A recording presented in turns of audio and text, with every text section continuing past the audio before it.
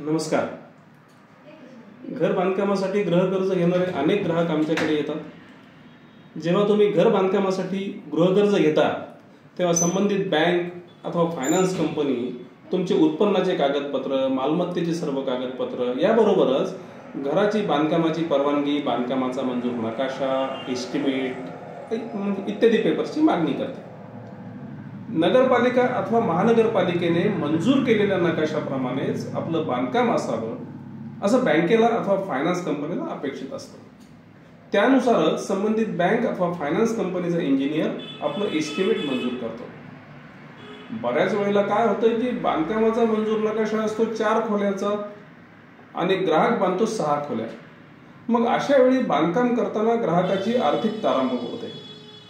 काही वेळेला तर मंजूर नकाशापेक्षा जास्त बांधकाम असलेल्या ग्राहकांना बँक कर्ज देखील नाकारते. असं का होतं? नकाशामध्ये आपण दाखवलेल्या बांधकामापेक्षा जास्त बांधकाम आपण आपल्या प्लॉटवर करत असतो. ते तर बँकेसाठी चांगलंच आहे ना, असे तर्क ग्राहक बँक अधिकाऱ्यांशी लावताना दिसतात. पण मित्रांनो, तसं नाही. नगरपालिका किंवा महानगरपालिकेनी जे नियम तयार केलेले आहेत ते की तुमच्या घराच्या समोर अंदाजे 10 फूट मोकळी जागा असावी, आजूबाजूला आणि मागे प्रत्येकी 5 फूट मोकळी जागा असावी. तर हा नगर रचना विभागाचा नियम आहे आणि हा नियम नागरिकांचं आरोग्य, पार्किंगची जागा, इतर अनेक बाबी समोर ठेवून हे नियम तयार केलेले असतात.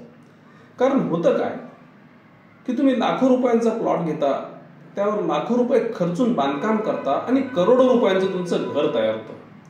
मात्र जर हे नियम पाळले नाहीत तर त्या घरात तुम्हाला पुरेसा सूर्यप्रकाश मिळत नाही, हवा खेळती राहत नाही. म्हणजे थोडक्यात तुम्ही त्या घरात मोकळा श्वास देखील घेऊ शकत नाही, इतकं कंजेस्टेड ते घर बांधलेलं असतं. तुम्ही तुमची मोटरसायकल किंवा तुमची कार देखील आपल्या प्लॉटमध्ये पार्क करू शकत नाही. सांगण्याचा उद्देश हा की तुम्ही जर घर बांधकाम करत असाल तर नगरपालिका अथवा महानगरपालिकेने मंजूर केलेल्या नकाशाप्रमाणेच आपलं घर बांधा. बँक तुम्हाला आनंदाने गृहकर्ज देईल. तुम्ही त्या घरात आनंदाने राहू शकाल. निरामय आरोग्य तुम्हाला लाभेल. या आणि इतर अनेक महत्त्वाच्या टिप्ससाठी साक्षी फायनान्शियल सर्व्हिसेसच्या आमच्या ऑफिसला भेट द्या, आमच्या प्रतिनिधींना कॉल करा आणि साक्षी फायनान्शियल सर्व्हिसेसचं चॅनल सबस्क्राईब करायला विसरू नका. थँक्यू.